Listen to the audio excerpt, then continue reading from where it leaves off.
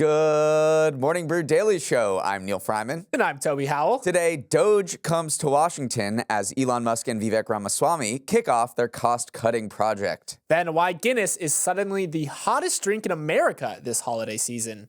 It's Friday, December 6th. Let's ride.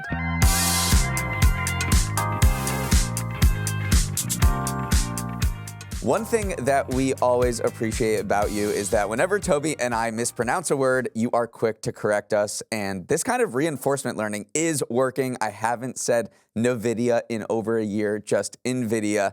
But everyone struggles to say some words, especially if they're new. And the language learning platform Babbel just released its list of the most mispronounced words of 2024 in the US and the UK. Toby, I know you've been practicing all week for this performance. So please impress our listeners by pronouncing the words that trip people up the most and explain what they are. Here is the top 10. First is Kamala, as in Kamala Harris. Then there's Keoghan, as in Barry Keoghan, as in the freaky guy from Saltburn, as in Sabrina Carpenter's now ex-boyfriend. Then there's Kooikerhundje, which is a Dutch breed of dog that Shohei Ohtani owns, so people are looking that up.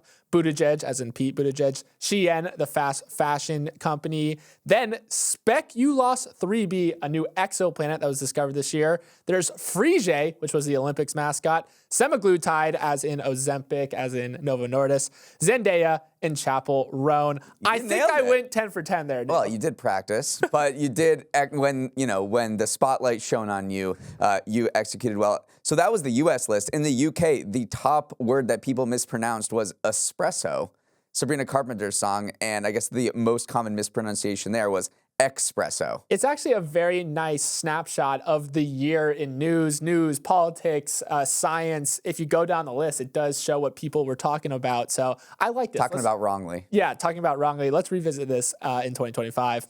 Now a word from our sponsor, Yahoo Finance. Neal, was it a fast week or a slow week for you this week? Slow week for sure. Coming back from a break is always tough. Agreed. A slow week for me too, but fast week when it comes to the market once again. That is something I found. The market waits for no man. There are constantly news stories to be read and data to parse through. It's a runaway train that you can lose track of pretty quickly. Yahoo Finance can help tame the beast, though. It makes each fast week in the market feel a little slower, a little more manageable. Real-time market data, research reports, stock screeners, news updates you can trust. Yahoo Finance speeds you up so you can stay ahead of the curve. If you want your slow weeks to feel faster and your fast weeks to feel slower, head to yahoofinance.com today. Elon Musk and Vivek Ramaswamy traveled to Washington, D.C. yesterday to soft launch their Department of Government Efficiency, or DOGE. The two entrepreneurs met with lawmakers behind closed doors to kick off their much-hyped initiative to overhaul the federal government's bureaucracy, slash regulations, and trim wasteful spending. The exact mandate of DOGE is still murky, particularly because it won't be an official government agency, just an advisory body staffed by unpaid volunteers.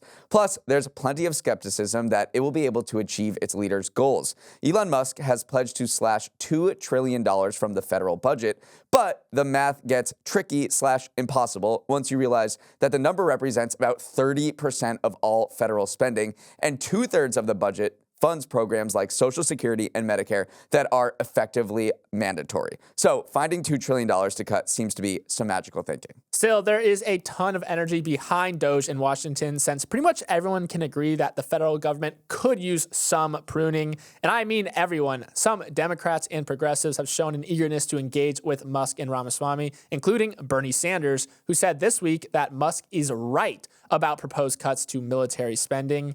Neal, can DOGE make a dent? Well, let's take a look at one of their most hyped initiatives, according to them, which is to gut the federal workforce, and maybe that's illustrative of how this is going to work. So the federal government employs 2.3 million people. That accounts for 1.4% of the entire U.S. workforce.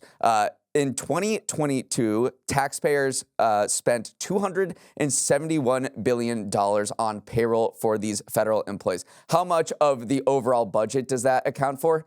4%. So say we were to cut say they were to fire half of the federal workforce, and 60% of everyone in the federal workforce works for three things: the Department of Defense, the Department of Veterans Affairs, and the Department of Homeland Security. So you would absolutely gut those particular agencies, people giving services to people like veterans, and you would reduce the deficit. If you cut half of the federal workforce, you would reduce the federal deficit by less than 10%. So this is just some of the math that they're working against when you say you want to cut something like $2 trillion. And that's the math aspect of it. Just do a thought experiment real quick. Say we fired a bunch of DMV workers. Would that actually make anyone's life better? Because now people are still going to need their driver's license. They still need to register their vehicles. And yet now you're going to go into a DMV that has less workers there. They're handling 2, 3, 4, 5 people. Does that actually make the government more efficient? And then the other aspect of government waste that they want to go after,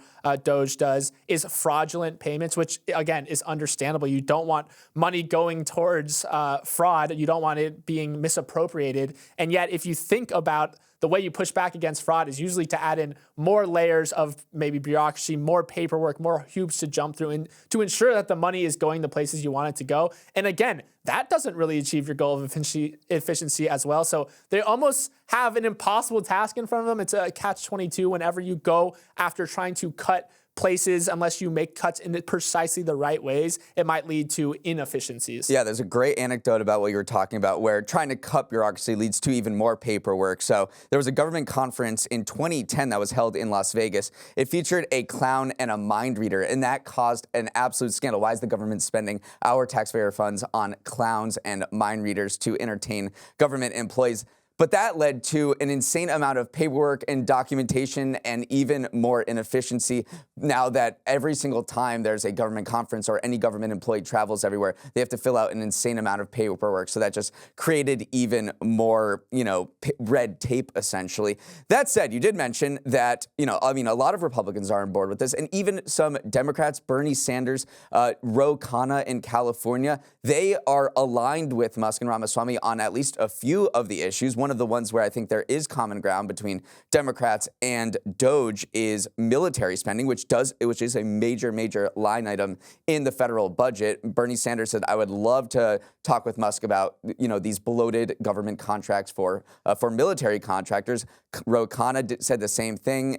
He was like, Elon Musk sees this from the inside because he at SpaceX is a big government contractor for the Pentagon budget. So maybe that is an area where that we do spend a ton of money where they could find common ground. I do think that the main takeaway here is, one, the task is gargantuan. It will be difficult. But on the other hand, lawmakers are willing to play ball. Senator Susan Collins, who actually leads the Appropriations Committee, did have an hour-long one-on-one meeting with Elon Musk. He didn't make a presentation. They were just chatting through ideas. But clearly there is some momentum here. Whether they can pull it off, that is remains to be seen. And it's not the first time there's been a government efficiency agency that, have trying to clean this up. Reagan did in 1982. So this has, every decade they try to do something. We'll see whether they can get anything done. For this next story, we're going to do a little role-playing exercise. If you are at a holiday happy hour and a young person walks up to you and hands you a Guinness, do you A, politely decline, B, take a small sip, or C, tactically chug it so that the line marking the barrier between the dark stout and the creamy foam on top lands between the G and the harp logo on the outside of the glass? Good job, everyone. The correct answer is C. Splitting the G, as it's called, has found its way into online culture, propelling Guinness out of old Irish pubs filled with old Irish men and into the glasses and gullets of younger Americans. One Boston pub owner told the New York Times that they had to purchase 63% more Guinness this year to keep up with skyrocketing demand. Some reasons why the drink might be having a moment outside the popularity of splitting the G. Guinness is best enjoyed straight from the tap, so a return to more social drinking after the pandemic could be providing a boost. Also, from Paul Mescal on the big screen to Sally Rooney on bookshelves, Irish culture in general is just in right now.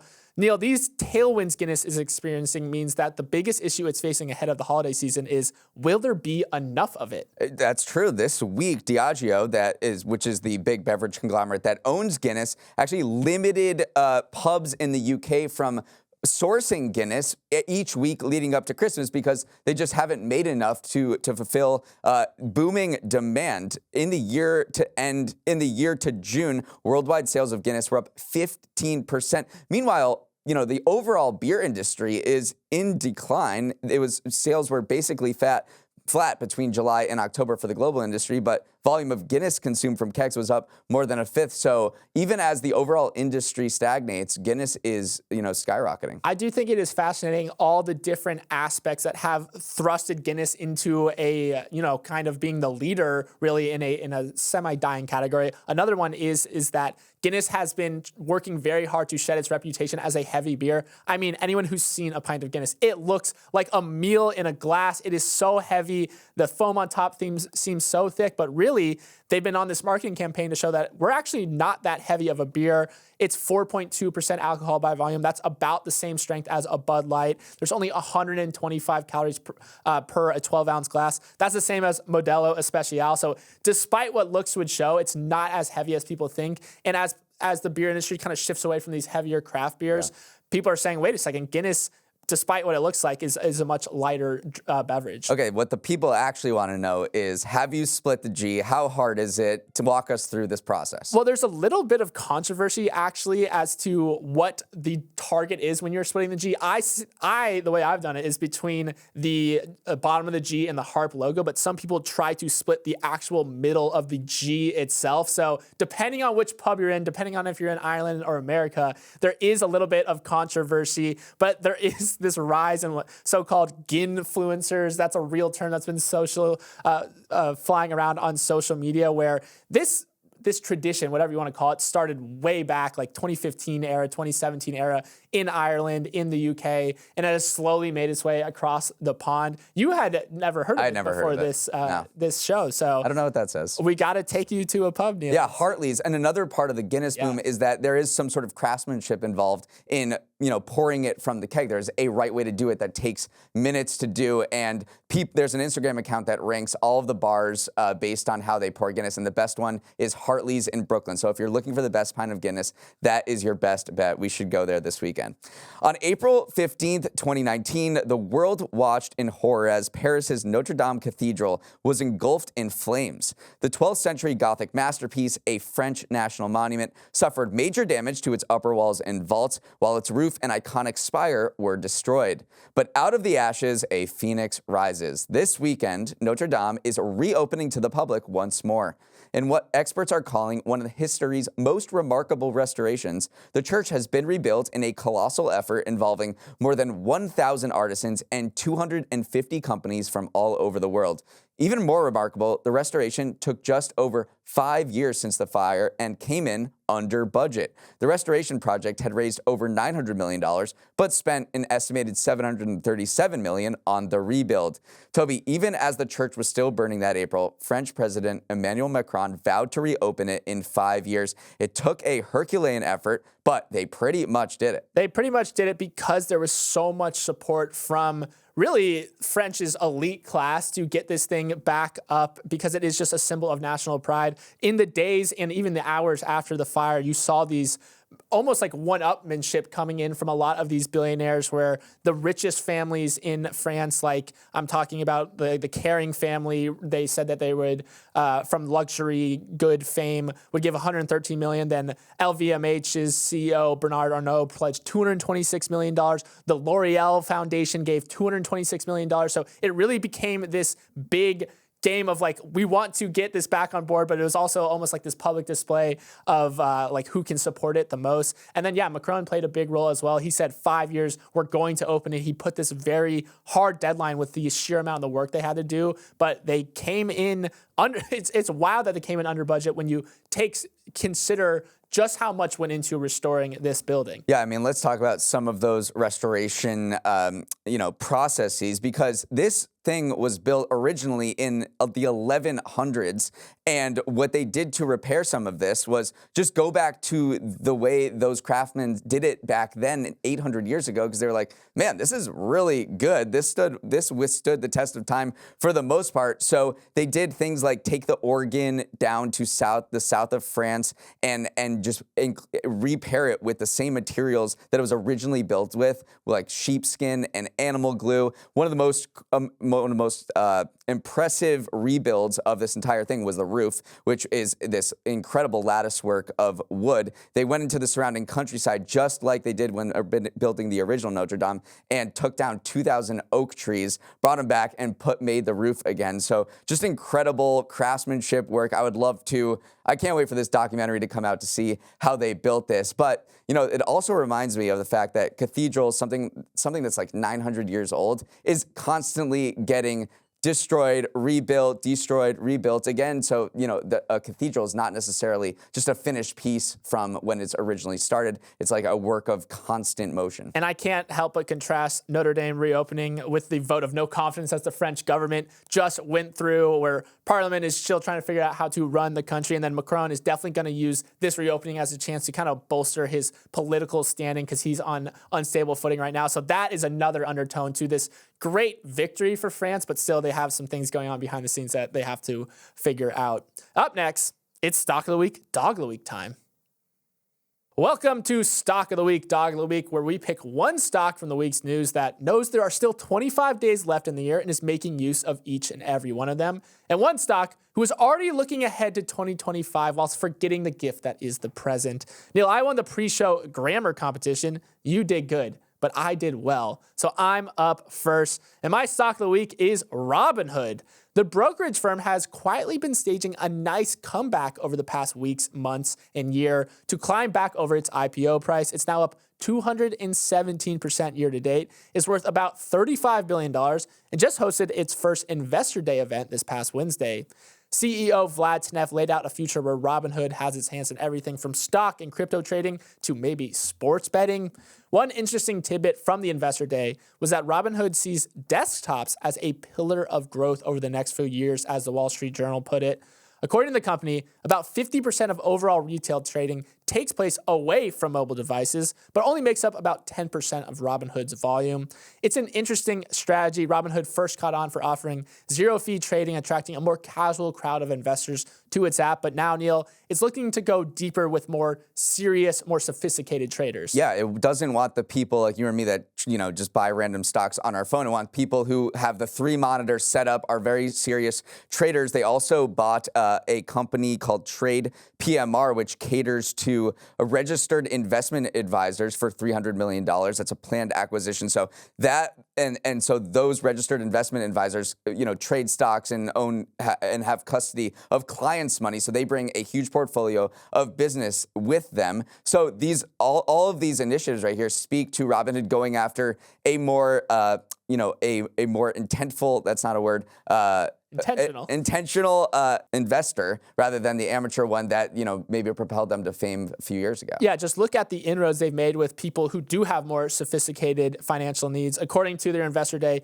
45% of recent users earn 6 figures or more. People who are at least 44 years old now make up a quarter of recent users, and about 60% of recent users are married or living with a partner. So it's not those kids in the basement. It's not the people who maybe propelled the meme stock mania of COVID of 2020. It is just normal people with normal and increasingly more sophisticated financial needs. So you can see kind of that Robinhood saying, we're in the next phase of our iteration and we want to go bigger here. What do you make of their push potentially into sports betting? I mean, it's not sports betting as like you traditionally think about. It is, they're trying to create these these markets. Essentially prediction markets. Yeah, prediction markets, which they rolled out ahead of the presidential election. So that was, I think, a test run for them. So they're thinking like, hey, this is clearly something where people are interested in. Why would we not skate where the puck is going? So I do think that there's nothing planned on the books right now, but they're definitely looking down that path. Yeah, I think bottom line for Robinhood is it's in growth mode once again. My dog of the week is the Hawk Tuah meme coin. This launched Wednesday night to quite a bit of hype, but plummeted in value on Thursday, causing many people to lose money on that thing.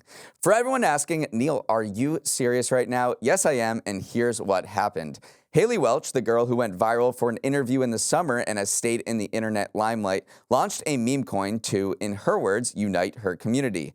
Right after launch, the coin shot up to a market cap of $490 million before plunging more than 91% in the span of a few hours yesterday, down to a value of less than $30 million. Welch and her team were immediately accused of executing a rug pull, a scam in which insiders hype up a crypto before selling it at a profit, disappearing and leaving regular investors holding the bag with nothing. Welch defended herself yesterday, denying any insider sales or activity. Either way, the reason we're even sharing this story is that it showcases the boom in meme coins since the election last month.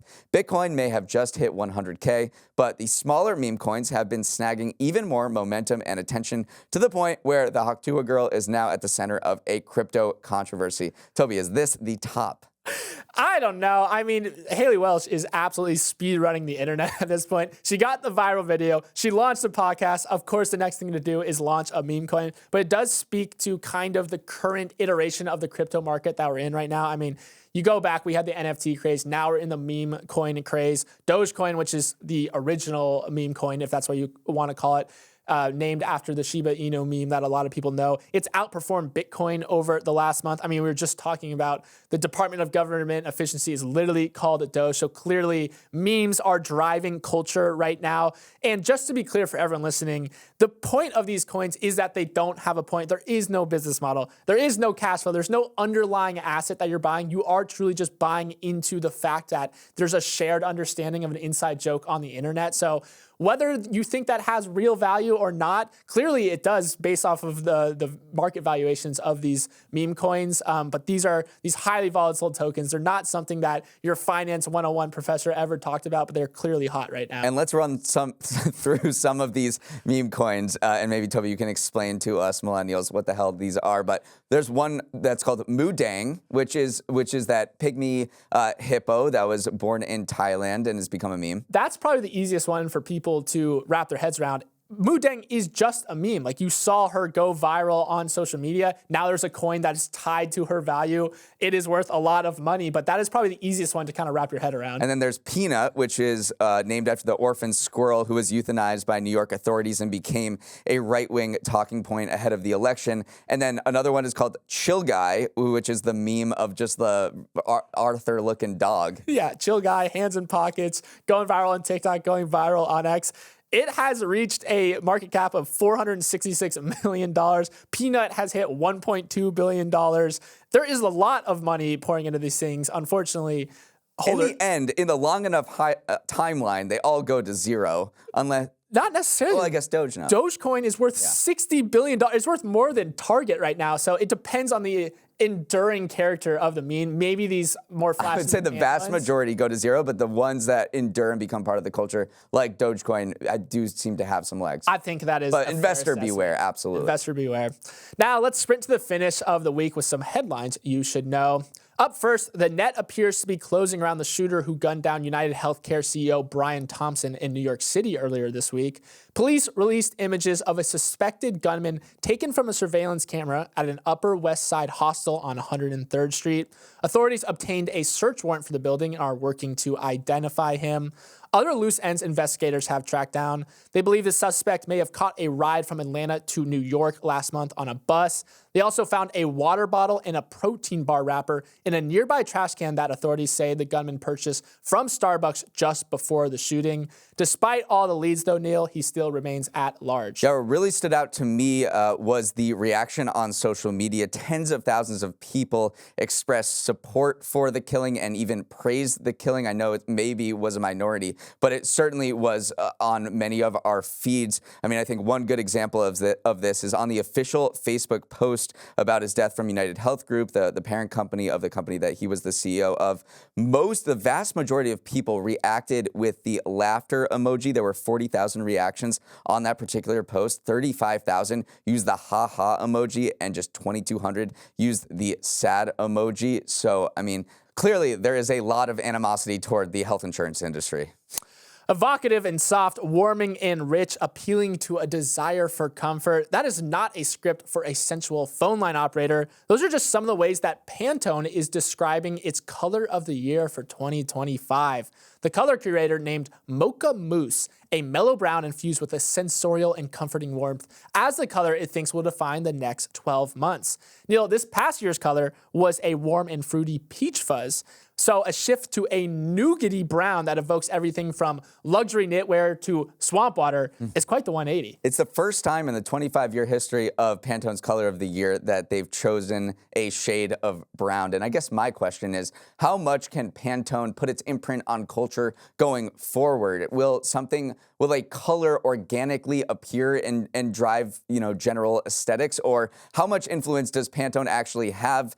Because it feels like they want to have influence. And one way they actually do is because when they announce the color of the year, they launch 1,000 different collaborations with brands. So they do start selling stuff in this particular color where they wouldn't before. But it is kind of interesting, especially if we're coming after a summer and a year where, Brat Green really drove a lot of online culture. How much of, what color stands out is organic and how much is a function of what the color elite say? It is a good question. It's both predictive because they are predicting the color of the year and prescriptive because they are almost speaking it into existence. But I don't know. If you go back through the history, I think we're coming off of Peach Fuzz and Viva Magenta to have a brown. Maybe it is just time to settle down a little bit and have a little bit more of a mellow color of the year.